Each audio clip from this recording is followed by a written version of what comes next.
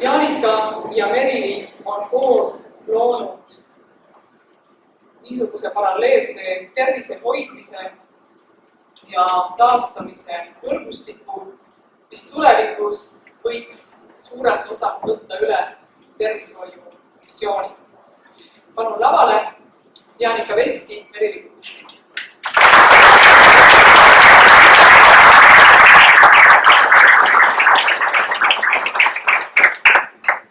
Aga mul on väga hea meel täna jagada seda informatsiooni, mis on olnud minu jaoks elu muutev ja ma loodan, et ka teie jaoks. Ja Saale, aitäh, et meid kutsusid.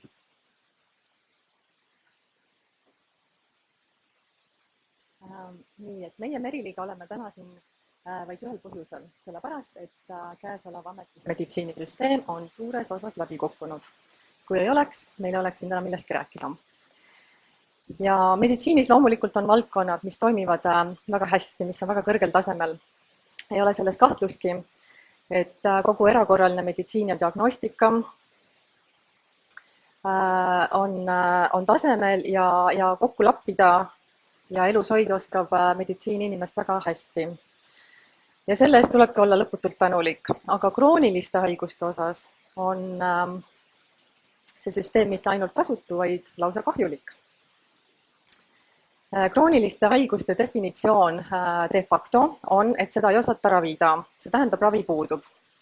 Kui osataks ravida, siis ei oleks nad kroonilised, ega kestaks aastakümneid. Seega kõik need haigused, mis on siin slaidil, on tavameditsiini seisukohalt ravimatud. See on suur enamus haigusi, mille pärast inimesed arsti juures käivad ja mida nad vaevad. Nii. Et nüüd me kütame aastast aastasse hiigelsummasid meditsiini. Rohkem kui ühtegi teise eluvaldkonda, et mõnede andmete kohaselt isegi rohkem kui sõjatööstusesse. Ja mis on selle tulemus? Järjest kasvav hulk kroonilisi haigusi. Et lastel on tänapäeval haigused, mis veel paarkümmend aastat tagasi oli ainult vanainimeste haigused. On artriit, on diabeet, on vähk ja paljud haigused on muutunud epideemiaks, nagu astma ja autism. Ja käesoleva mudeliga on seega midagi ka väga korrast ära. Ta on lihtsalt ehitatud valedele alustele, ega ta ei saagi toimida, sest et läänemeditsiini eesmärk ei ole kunagi olnud otsida üles juurpõhjused, et siis neid ravida, vaid selle eesmärk on olnud tegeleda vaid sümptomitega. Lääne ehk allopaatiline meditsiin on vaid üks osa kogu meditsiinist. Meditsiin on suur ja lai ala, kuhu kuuluvad näiteks Hiina, Tiibeti meditsiin, ajurveeda, osteopaatia, kiropraktika, homoöpaatia, naturopaatia ja paljud muud. Aga kõik 100% meie meditsiini suunatud rahast, meie enda rahast, läheb vaid ühele kitsale süsteemile, allopaatilisele meditsiinile. Ja meil ei ole mingit valikuvõimalust. Meil ei ole vaba meditsiiniturg. Meditsiin on monopoliseeritud ja igasugune absoluutne võim loomulikult korrumpeerub. Et ma ei kritiseeri üldse arste, kaugel sellest, et süü ei ole arstidel. Nemad teavad seda, mida nemad on meditsiinikoolis õppinud. Aga neil on õpetatud väga kitsast allopaatilist reduktsionismi ehk vaatama keha eraldiseisvate osadena ja ka seda, kuidas kasutada sünteetilisi molekuli, ka siis mingisuguse biokeemilise protsessi stimuleerimiseks või siis selle pärssimiseks. Ja nad tegelevadki sümptomitega ainult ja pole eesmärgikski uurida välja haiguste põhipõhjuseid. Aga kui ei ole kõrvaldatud haiguste juurpõhjused, seni ei saa terveneda, pole võimalik. Kui on krooniline haigus, siis on ju arulage minna ja usaldada kellelegi oma keha, kes ei tea seal haiguse põhjust ega ei oska seda ravida. Et meil on 21. sajand, meil on kõik helgemad pead, meil on kõrgtehnoloogia, kõik teadusuuringud, mis raha eest üldse on võimalik saada ja tulemus on, et meil ei osata ravida lihtsaid allergiaid, astmat, diabeeti, kõrgvererõhu tõbe, autoimmuunhaigusi ja nii edasi. See on jabur. Et me anname igal aastal 100 miljardeid, et leida vähiravimit. Süsteemile, mis ei suuda tervendada kõrvetisi. Et moodne meditsiin on vähiravi nüüd otsinud üle 100 aasta ja tulemus on keemiaravist on edukas alla 3%. Siin on näha statistika, mis on avastatud kliinilise onkoloogia ajakirjas. Austraalias on keemiaravi eduprotsent 5 aasta peale 2,3% ja Ameerikas 2,1%. See on üldarv. Nii. Et see on hiilgavalt finantseeritud ja absoluutselt parim süsteem haiguste jätkamiseks. Ja meie inimesed lubame sellel vabatahtlikult toimuda, sellepärast et need oleme meie ise, kes seda süsteemi elus hoiame. Meie ostame ja neelame sünteetilisi ravimeid selle asemel, et uurida välja, mis on haiguste juurpõhjus ja need siis kõrvaldada. Et see on täpselt sama, kui panna autos hoiatava õlitule süttides sellele peale kleeps, uskudes, et nüüd on probleem lahendatud. Loomulikult jookseb mootor kokku. Ja meie kehadega on täpselt sama lugu, et kui sa peidad sümptomid, saab küll ajutist leevendust, aga samal ajal ju haigus süveneb. Ja kõik sünteetilised ravimeid on toksilised. Ja nüüd sellest toksilisusest me tekitame endale järgmised haigused, kuni on haiged mitte üks organ enam, vaid 3 organit. Ja kuni ei ole võimalik enam organit päästa, siis opereeritakse see välja ja heal juhul asendatakse kunstorganiga. Ja siis me oleme inimesed väga uhked selle süsteemi üle, sest et see on nii kõrgtasemeline. See on hullumeelsus. Me peaksime kõik kollektiivselt ajukontrolli minema. Et haigustel on sümptomeid väga palju, aga põhjused on üldjuhul väga lihtsad. Kehas on kas midagi üle, mis takistab selle toimimist, ehk siis kõik, mis on keha jaoks toksiline, või seal on midagi puudu, mis peab olema, toitained ja energia. Ja nüüd, kui kõrvaldab põhjuse, siis ei saa olla tagajärge. See on loodusseadus, see kehtib alati. See on lihtne.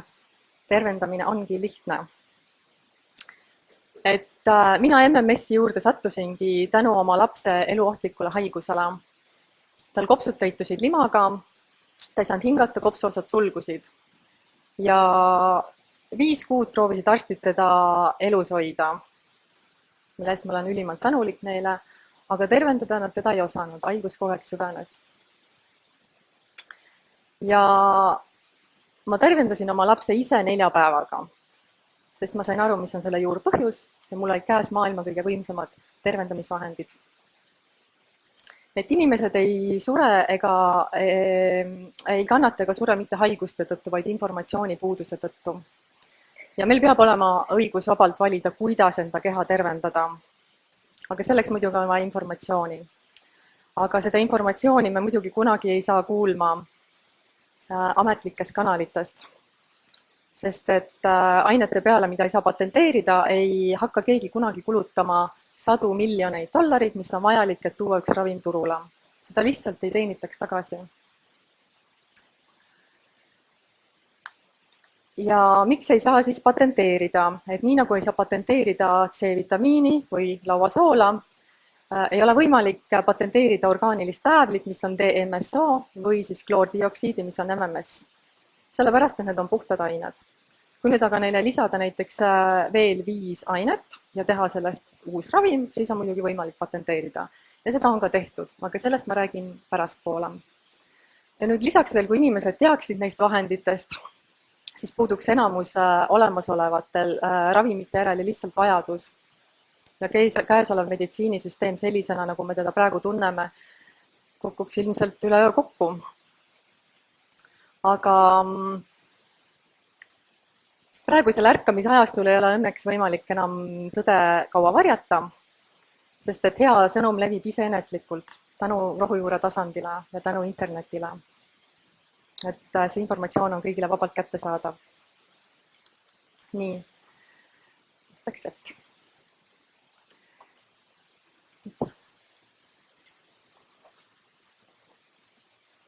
Et nüüd täpsemalt siis MMS-ist, mis ta on. MMS-i avastas umbes 20 aastat tagasi leiutaja Jim Humble, juhuslikult otsides džunglis malaariaravimit. Ja ta avastas, et lihtsalt teadaolevad veepuhastustilgad, mis tal kaasas olid, ravisid malaariast terveks paari tunniga. Muidugi see ei väga intrigeerista, ta hakkas seda ainet edasi uurima. Ja leidis, et kui neid tilku segada lahja happega, siis tekib uus keemiline ühend, kloordioksiid. Ja see kloordioksiid tervendab või tapab 99,9999% kõikidest maailmast teadaolevatest patogeensetest mikroorganismidest. Ja need mikroorganismid ongi enamjaolt haiguste põhipõhjused. Nüüd MMS-ist tihti räägitakse, et see on imeravim. MMS ei ole imeravim. See on lihtne biofüüsika. Aga see biofüüsika on väga imeline ja MMS teeb kehas lihtsalt imelisi asju. Et MMS-iga on võimalik tervendada suurem osa maailmas enim levinud haigustest. Ta tervendab gripist, vähi, kõrgvererõhu tõve, autoimmuunhaiguste ja AIDSini välja. Kuna me oleme harjunud praeguse meditsiinilise paradigmaga, et igale sümptomile on oma ravim, siis muidugi see tekitab suurt skepsist. Et kuidas ikkagi üks aine, mis ei maksa tuhkagi, teeb siis kõike seda, mis väidetakse, et teeb. Ja see, kuidas see võimalik on, selleks ma pean nüüd rääkima natukene tehnilist juttu. Et mis on MMS-i toimemehhanism ja mis on ka haiguste juurpõhjused. MMS teeb laias laastus kahte asja. Kõigepealt ta puhastab keha ära patogeenidest ehk kõik erinevad mikroorganismid nagu seened, viirused, bakterid ja muud parasiidid. Samuti ka ta oksudeerib raskemetallid ja muud toksiinid. Ja teiseks, ta tervendab keha aktiveerides mitokondri tööd ehk ta aitab toota raku tasandil energiat. Ja nüüd, et keha saaks terveneda või et me saaksime üldse elus olla, on veel vaja loomulikult energiat. Ja oma olemuselt on see elektrienergia, see tähendab negatiivselt laetud osakesed ehk elektronid. Kui juhtmetes seina sees voolab ka meil elektrienergia, siis seal on ta siinuslaine. Kehas olev elektrienergia, see on väljaline, seda kutsutakse skalaarenergiaks ja sellel on vortexikujuline liikumine, aga ikkagi elektrienergia. Iidsed kultuurid tundsid kõik seda energiat ning seda kutsuti Indias praanaks, Jaapanis kiiks, Hiinas chiiks ja tänapäeval me kutsume seda bioenergiaks. Ja vanaja kehalised tehnikad nagu tai chi ja jooga ja shaolin, need on kõik disainitud ühel eesmärgil, et koondada seda energiat ja akumuleerida. Et vanaja inimesed teadsid, et see energia on terve keha alus. Ja tänapäeval on võimalik seda näha ka Kirliani fotodelt, et elusate organismide ümber on selline helendav sinakas väli. Ja see energia ongi elujõud, ehk tegelikult on elu ise. Sest ainus vahe elus ja eluta organismi vahel on, et elusal on see elektrilaeng ja elutal seda ei ole. Nüüd, meie rakkudes toimub igas sekundis toimub tuhandeid biokeemilisi protsesse, mis kõik sõltuvad sellest elektrilaengust ja loomulikult ka tervenemine. Et kus see energia tuleb? Kõigepealt me saame teda väljast. Me saame teda elavast toidust, voolavast veest. Me saame seda päikesefootonitelt, mille me muundame oma kehas ümber elektronideks. Me saame puid kallistades, me saame üksteist kallistades, ehk kõik, mis loovutab elektrone. Samuti koduloomad tihti tulevad haigele inimesele, peremehele tulevad just haige koha peale, sest nad tajuvad ära, et seal on energiavaegus ja nad tulevad loovutama. Nemad lihtviisiliselt taastavad selle, käivad paar tiiru väljas ja on maalt saanud uue negatiivse laengu. Maa on ka laetud negatiivselt, atmosfäär positiivselt. Nii. Ja teiseks, meie enda keha toodab seda energiat ise. Igas meie 50 triljonis rakus on selline väike organikene nagu mitokonder. Ja see on nagu tuumajaam, mis toodab energiamolekuli, mida nimetatakse ATP-ks. Ja mitokonder toodab siis seda ATP-d kütusest ehk suhkrutest, alternatiivina rasvadest ja hapnikust. Nüüd seda energiat mõõdetakse millivoltides. Ja see on seotud pH-ga. Enamus inimesi ilmselt on kuulnud, et haigused vohavad madala pH puhul ja mikroorganismid, haigused tekivad madala pH puhul ja mikroorganismid hakkavad ka vohama just madala pH puhul. Aga mis on pH sisu? Et me räägime küll happelisusest ja aluselisusest, jah, aga mis see siis tähendab? pH näitab vesiniku elektrilist potentsiaali, ehk ta näitab elektronide taset kehas. Ja pH-d nüüd mõõdetakse skaalal 0–14, alla 7 on happeline ja üle 7 on aluseline ja energiat mõõdetakse millivoltide skaalal +400 kuni -400. Ehk lihtsalt on 2 erinevat skaalat.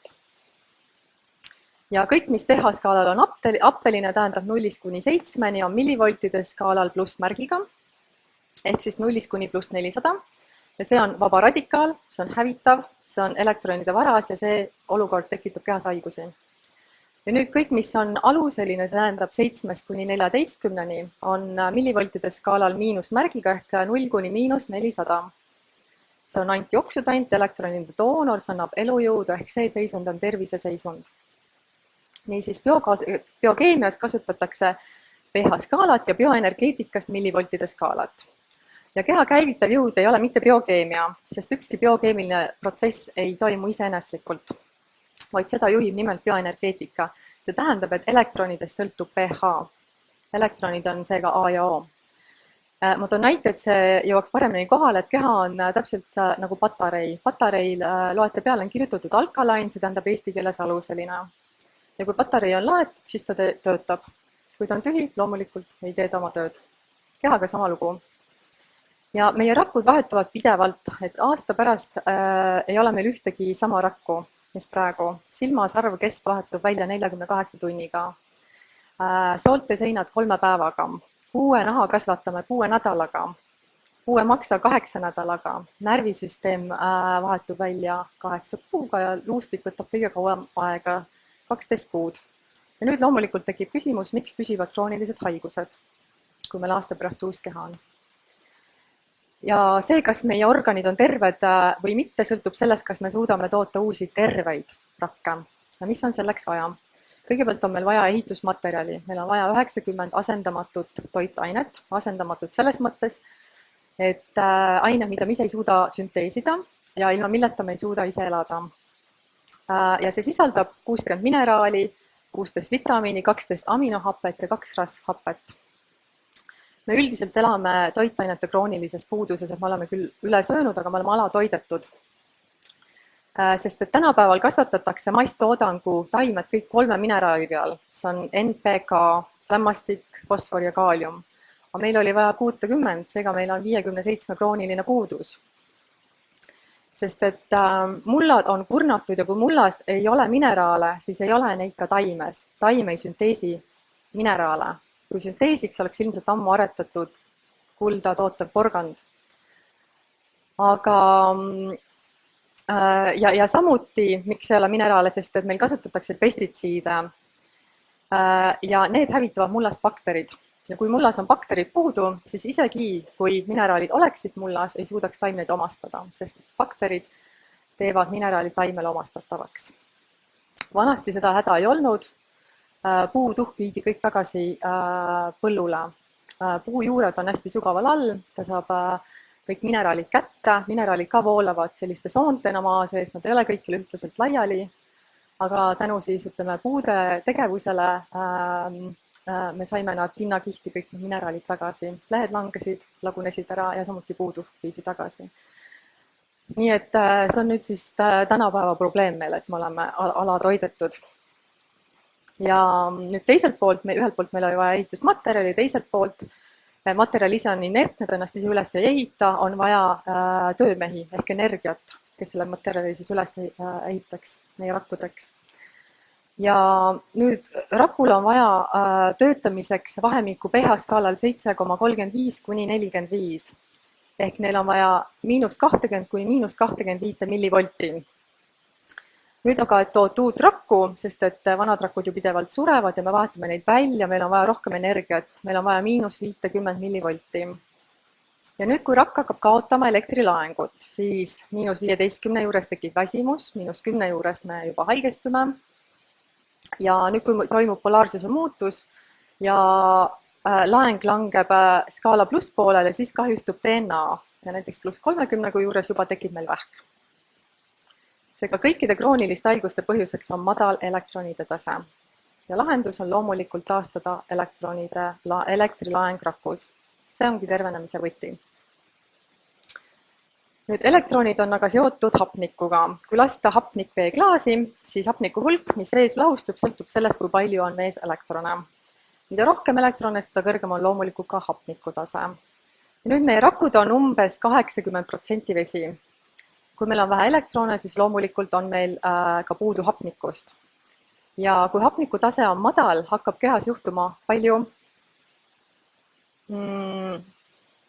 halbu asju. Kõigepealt, et mitokondr saaks toota energiamolekuli, oli meil vaja kütust, ehk suhkruid ja hapnikku. Kui nüüd hapnikku ei ole, siis toodab mitokondr ühest ühikust glükoosist 38 ühiku asemel 2 ühikut ATP-d. Ja ehk meil ei ole lihtsalt piisavalt energiat, et toota uusi terveid rakke ja seetõttu ei suuda me terveneda ka kroonilistest haigustest ja nad jätkuvad. Et meil ei ole vaja sünteetilisi ravimeid, mis sümptomeid alla suruvaid, vaid uusi terveid rakke, selleks, et organit tervendada. Tervendamise mudel on lihtne ja see kehtib absoluutselt iga haiguse puhul. Ehk kui sa annad õiged ülesehitusblokid, energia ehk töömehed, kes need üles laovad ja koristad kõik ära, mis raku elutegevust takistab, ehk kõik, mis on toksiline, siis on rakk terve. Kui on rakk terve, on organ terve. Ja nüüd teiseks suureks probleemiks, kui hapnik langeb, on infektsioonid. Et meil kehas on triljoneid mikroorganisme, 10 kordi rohkem kui meie endi rakke. Ja enamus nendest on nagu uinunud olekus, kui on piisavalt hapnikku. Kui aga elektrilaeng langeb, siis langeb ka hapniku tase. Ja bakterid ärkavad üles. Muidugi nad tahavad süüa. Kuna neil ei ole hambaid, siis nad hakkavad tootma ensüüme, et toituda meie enda rakkudest. Ja seega nad hakkavad lagundama meie kudesid ning tekitavad meile väga mitmeid erinevaid tõsiseid haigusi nagu reumatoid, artriit, diabeedi, tekitavad põletike või südamelihaste kahjustusi või autoimmuunhaigusi. Ja nüüd veel madala elektrilaengu korral juhtub ka see, et bakterid kaotavad rakumembraani ja muutuvad pleomorfseteks ehk L-vormideks. Arstid üldiselt neid ignoreerivad, sellepärast, et neid on kõigepealt näha ainult väga suure võimendusega tumevälja mikroskoobiga, kaugeltki igal pool seda mikroskoopi ei ole, ja teiseks nad jäävad lihtsalt tavalisest bakterioloogia paradigmast välja. Seega meile kahjutud bakterid võivad negatiivsetes tingimustes, kus hapnik on madal, muutuda meile kahjulikeks. Ja selliseid pleomorfseid organisme ei tunne ära ka meie immuunrakud, kelle töö oleks neid muidu tappa.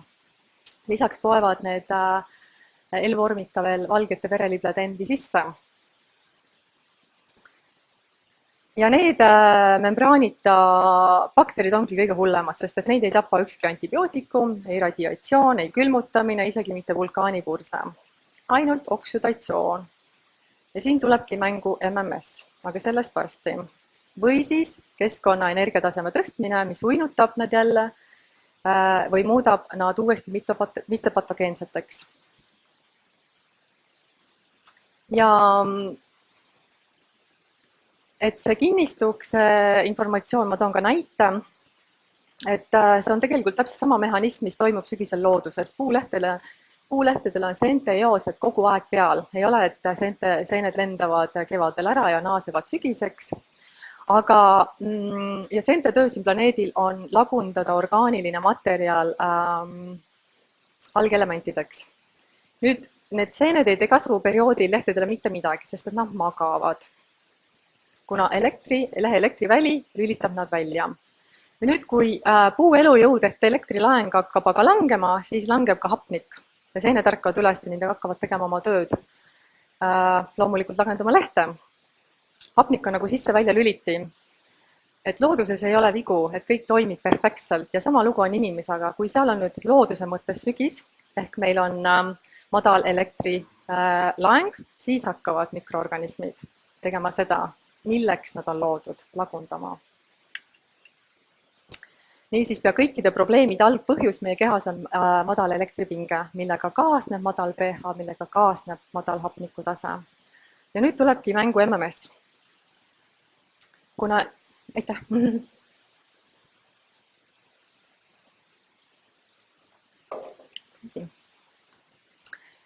MMS on oksudaint, mis oksudeerib kõik, millel on madal pH. Ja madal pH on loomulikult pea kõikidel patogeenidel. Verest, mille pH on kergelt aluseline, 7,35 kuni 45, ta läheb lihtsalt läbi, kuni ta leiab madala pH-ga patogeeni ainult siis ta reageerib, loovutades kloorimolekuli, mis varastab patogeenid elektrone, mille peale patogeen plahvatab. Ja kloordioksiidist teeb järele vaid mikrokogus soola ja hapnik. Et kloordioksiid on nagu intelligentne rakett, mis tapab ainult vaenlast. Ja nüüd järele jäänud ained, hapnik käivitas siis mitokondritöö ja sool on meile vajalik elektrijuht. Seega meil on molekul, mis teeb kahjutuks pea kõik haigustekitajad ja mille kõrvalnähtu tasemel on kõrvalkasud. Päris võimas. Ja mis eriti tore, et meie oma immuunsussüsteem toimib täpselt samamoodi. Samal printsiibil kui MMS, et tapperakud tapavad läbi oksudatsiooni. Nad kõigepealt neelavad patogeeni, siis nad eritavad kas vesinikülihapendit või osooni, millega siis tapavad patogeeni varastades elektrone. Ja nüüd, kui võrrelda antibiootikumidega, siis mida tavameditsiin kasutab, siis nende peale tekib bakterite resistantsus. Ning kuna antibiootikum mõjub ainult rakumembraanile, siis osa bakteritest loomulikult sureb, kuid osad heidavad endalt membraani ja muutuvad nendeks pleomorfseteks, nendeks kõige hullemateks. Et bakterid ju ei ole idioodid, nemad on elanud siin planeedil algusaegades saati kaugelt enne meid ja elavad üle kõiksugused looduskatastroofide tingimused. Alati mõtlevad välja viisi, kuidas ellu jääda ja loomulikult nuputavad nad elavad või leiavad viisi, kuidas ka üle elada antibiootikumid. Ja nüüd lisaks sellele, et me tekitame antibiootikumidega juurde uusi pleomorfseid mikroorganisme, me muidugi hävitame ka oma mikrofloora. Kui on soolestik hävitatud, siis haigestuvad ka ülejäänud organid, sest me ehitame oma keha üles soolestiku kaudu. Nii. Et seega hoopis mõistlikum on kasutada oksüdatiivseid teraapiaid, sest see on meile looduse poolt sisse ehitatud tervendamismehhanism. Oksudatsioon on üliefektiivne ja selle vastu ei saagi kunagi tekkida resistantsust. Aga meil on ju ka teisi oksüdante, osoon, hapnik ja vesinik, ülihapend, ja mille poolest kloordioksiid siis nii eriline on. Kloordioksiid on kõige tugevam oksüdant, kuid ta on kõige madalama pingega ja selles ongi võti. Kui osooni oksüdeerimispotentsiaal on slaidi ka 2,07 volti, vesinik ülihapendil on 1,7 volti ja hapnikul on 1,3 volti. Ning meie keharakud on kohanenud hapnikuga. See tähendab, et kõik, mis on üle 1,3 voldi, on ka meie enda keharakkudele kahjulik. Et see võib kahjustada meie keharakke ja ka häid baktereid. Aga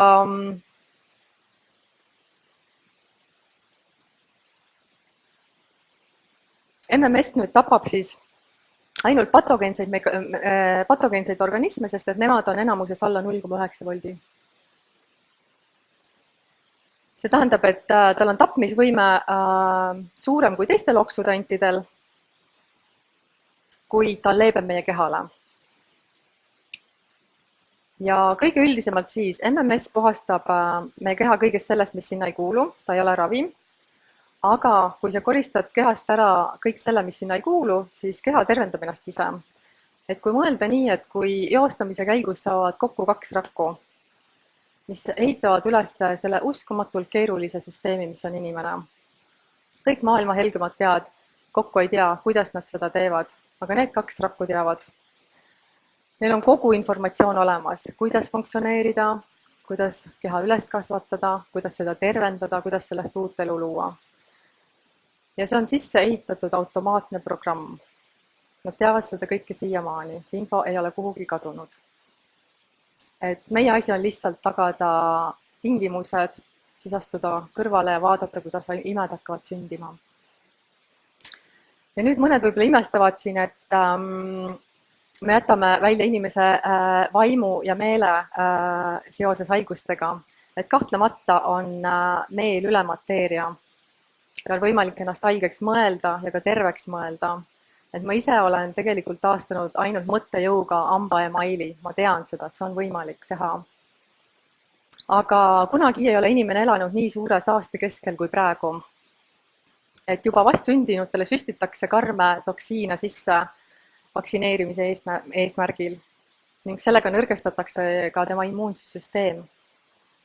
Ja samuti saame toksiine muidugi toidust, veest, õhust ja lisaks veel elektromagnetväljad. Et minu seisukoht ongi siis, et see maja, millest me elame, tuleb kõigepealt ära koristada. Siis saab hakata rakt normaalselt funktsioneerima ja vabaneb suur hulk energiat seeläbi ning loomulikult hakkab ka meel tervenema. Et mina usun, et enamus psühholoogiliste ja vaimsete probleemide põhjus on samuti toksilisuses, millega kaasneb kaos aju biokeemias. Et kui sa puhastad keha ära raskemetallidest, seentest, mükoplasmast ja muudest mikroorganismidest, kes toodavad karme närvitoksiine, siis taastub ka tasakaal ajus. Ja see saab hakata jälle normaalselt funksima. Et ma tean, millest ma räägin, sellepärast, et ma tervendasin 10 päevaga oma lähedase inimese väga raskest skisofreenilisest psühhoosist. Ainult MMS-i puhastuse ja lihtsate vitamiinide ja mineraalidega. Ja ma usun kindlalt, et kui sa puhastad keha, siis terveneb ka meel ja tekib teadvusesse selgus. Et me lihtsalt ei saa prügimäe otsas mediteerida. Ja nüüd ma räägin ametlikust poolest veidikene ja patentidest ja toksilisusest. 29. juuni 2014, et alles eelmisel aastal, kinnitas Euroopa Meditsiiniagentuur EMA naatriumkloriti, see on MMS, algaine, millest MMS kokku segatakse, ALS-i ehk amütroopse lateraalse skleroosi ravimiks. See on karm närvihaigus, mida see geeniusteadlane Stephen Hawkins põeb. Ja nüüd aastakümneid on kasutatud kloordioksiidi ametlikult kui laia spektri antimikroopset ühendit. USA, Euroopa, Kanada, Uus-Meremaa ja Austraalia on heaks kiitnud ja loa andnud ainele, mille nimi on acidified sodium chloride, mis tõlkes on happega reageeritud naatriumklorid. Ja see ongi MMS. Ja mille jaoks on luba antud? Toidu, ehk siis puuviljade, liha, kala ja nii edasi desinfitseerimiseks laia spektriga antimikroopse vahendina. Kuna ta tapab mikroorganisme, baktereid, viirusi, seeni, parasiite ega jäta toksilisi jääke. Et selle üle ei ole üldse debatti, sellega on kõik klaar. See on ametlik seisukoht, keegi selle vastu ei vaidle. Nüüd, kui tööstuslik kasutus on üks asi, siis teine küsimus on, kas see on ka turvaline seispidiselt.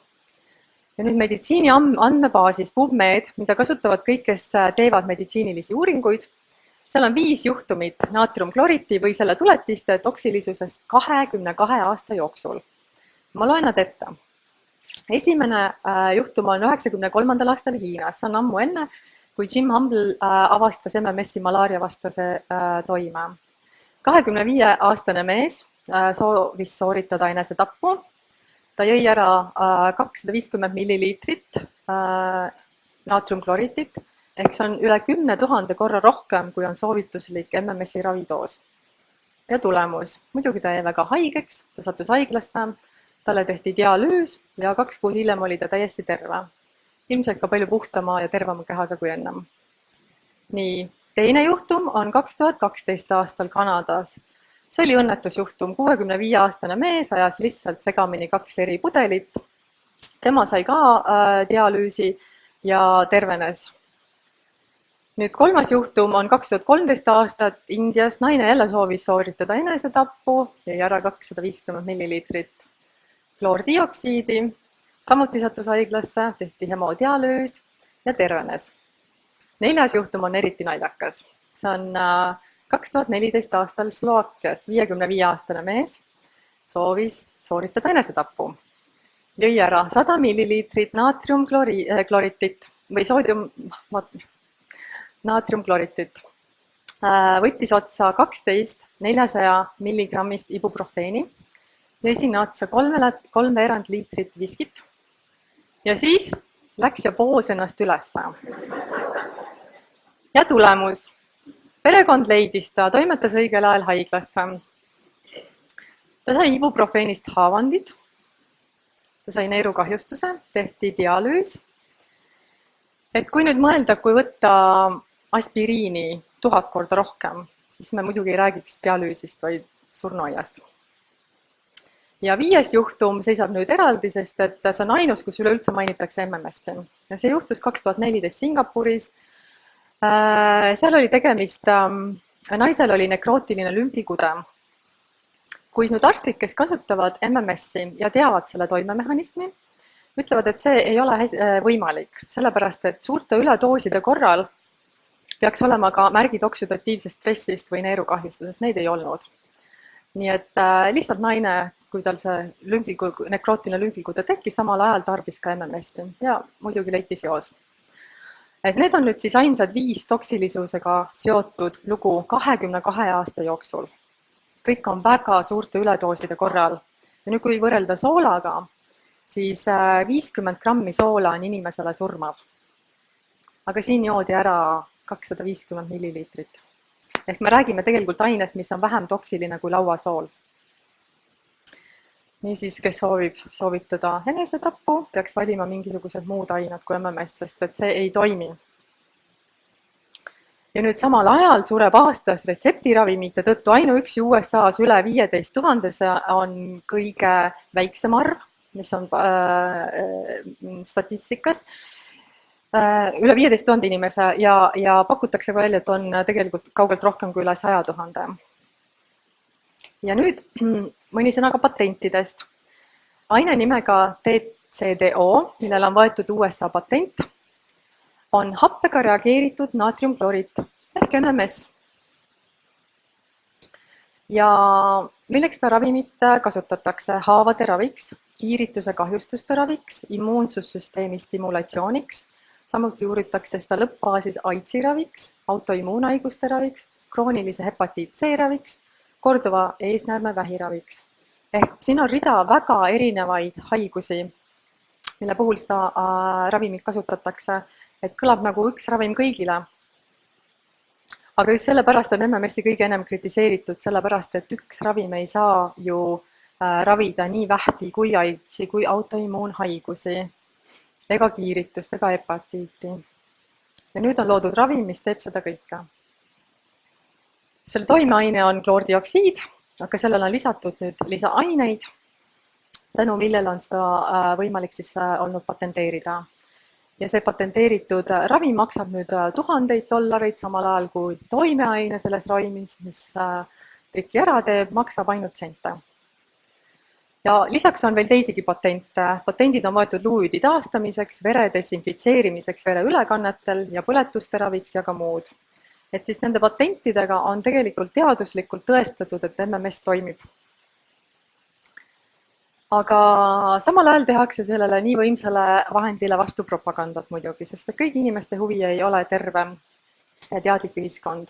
Ja nüüd, kui te lähete koju ja teete lahti Google'i ja trükite sinna siis MMS, siis esimene lause enam-vähem, mis vastu tuleb, on MMS on mürk, sest on kloor. MMS ei ole kloor, see on kloordioksiid, millel on täpselt sama palju ühist klooriga, kui seda on lauasoolal ehk naatriumkloriidil. Kloor ja kloordioksiid on nii keemiliselt koostiselt kui ka toimeained täiesti erinevad ained. Meie ise oleme klooriühendid.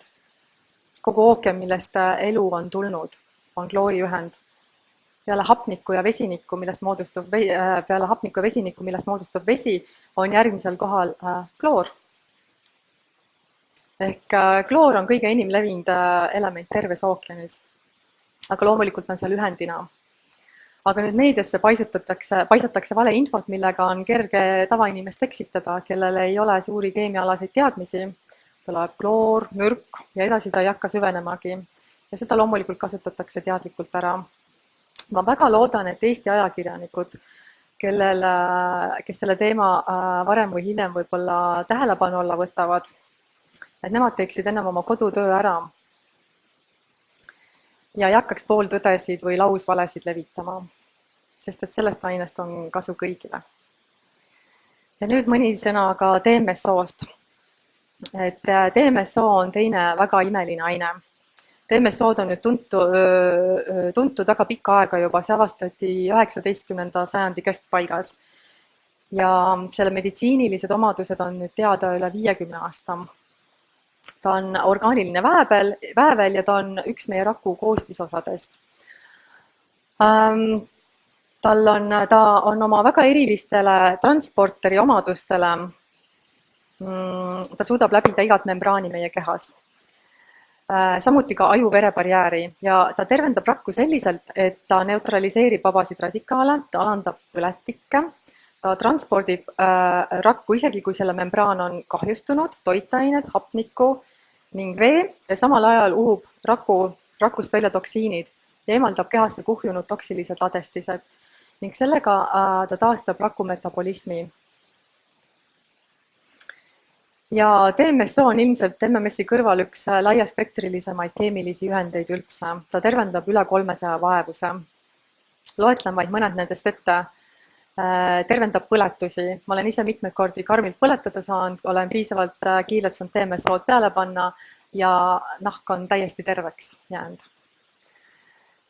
Haavu olen lõiganud mitmeid sügavaid ja pistad näpu DMSO sisse, sa näed minutitega, kuidas uus rakk peale kasvab. Et seda on võimalik näha, kui kiirelt ta tervendab rakku. Mida ta veel tervendab? Artriiti, atakke, vaimuhaigusi, traumasid, hemorroide, depressiooni, diabeeti. Ta on väga efektiivne valuvaigisti.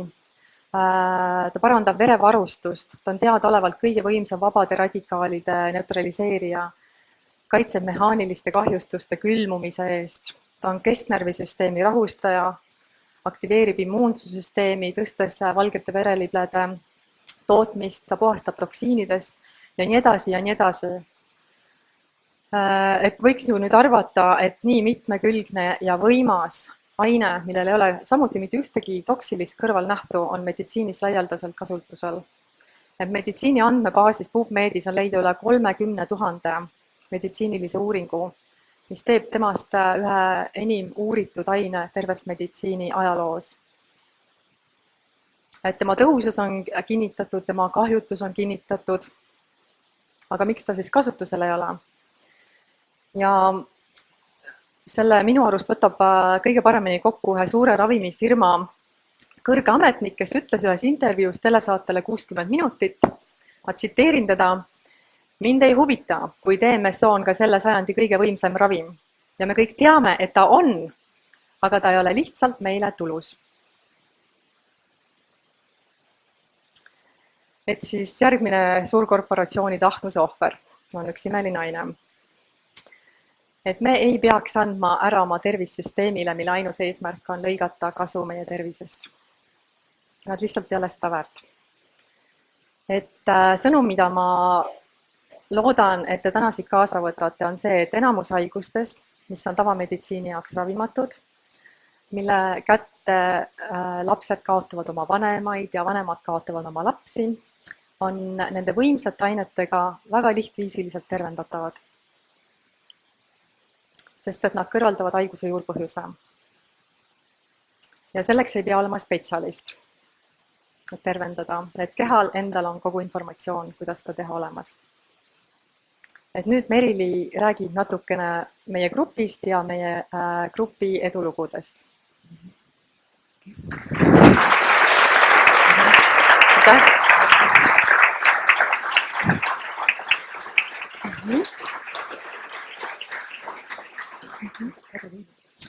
Tere ka minu poolt. Täna on väga hea ilm konverentsi pidamiseks. Väljas on mõnusalt vihmane. Ma ei ole märganud seda. Need faktid ja teadmised, mida Jaanika enda ettekande osas välja tõi, on elu muutvad ja fundamentaalsed. Kuidas ta saab kõike seda väita? Aga sellepärast, et seda teooriat kinnitab praktika, meie Eesti-sisene praktika. Meil on Eestis juba väga palju edulugusid ja elavaid tõestusi. 10 inimesed on saanud juba lootusetustest olukordadest välja imelühikese ajaga, isegi siis, kui tavameditsiin on käed üles tõstnud. Põhimõtteliselt kõik inimesed, kes on viitsinud enda terviseprobleemidega tegeleda pühendumisega, on juba tervenenud või tervenemas.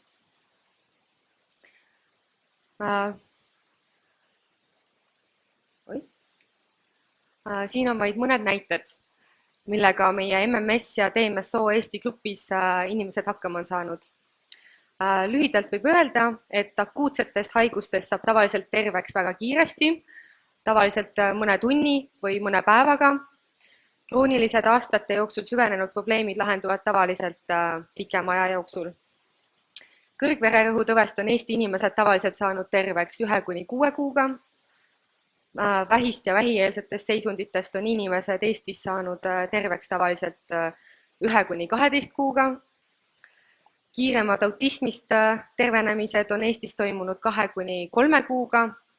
Paljudel on see autismiravi protsess praegu veel pooleli, aga selgeid muutuseid on juba väga palju. Allergiatest, nagu näiteks kassi, tolmu, mesilase või toidu allergiatest saab tavaliselt lahti mõne nädalaga ja toidutalumatustest tavaliselt 1–4 kuuga. Samamoodi lapsepõlve kroonilistest haigustest saab terveks väga kiiresti, tavaliselt 2–6 kuuga.